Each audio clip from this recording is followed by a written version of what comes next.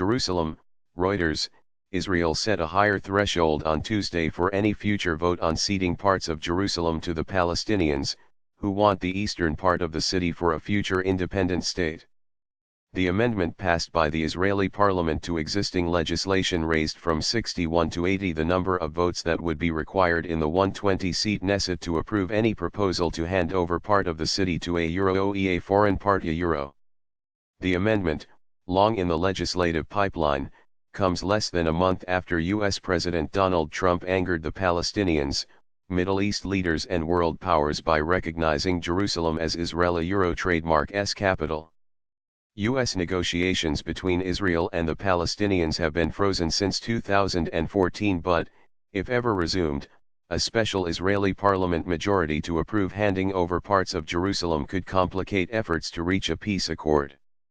Trump a Euro trademark's December 6 decision touched off protests in the region and the Palestinians have said Washington can no longer serve as a peace broker.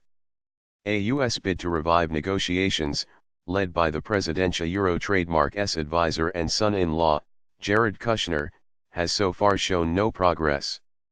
A Euro authority to relinquish parts of the land is not in the hands of any Jew, nor of the Jewish people a Euro said Naftali Bennett, head of the far-right Jewish Home Coalition Party, which sponsored the legislation. Palestinian officials were not immediately available for comment on the new amendment, which passed by a vote of 64 to 52.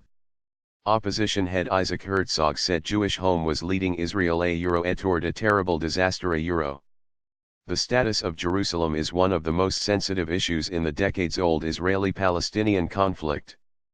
Israel captured East Jerusalem in the 1967 Middle East War and annexed it in a move not recognized internationally. It says the entire city is its eternal and indivisible capital. Palestinians want East Jerusalem to be the capital of a future state that would also include the occupied West Bank and the Gaza Strip.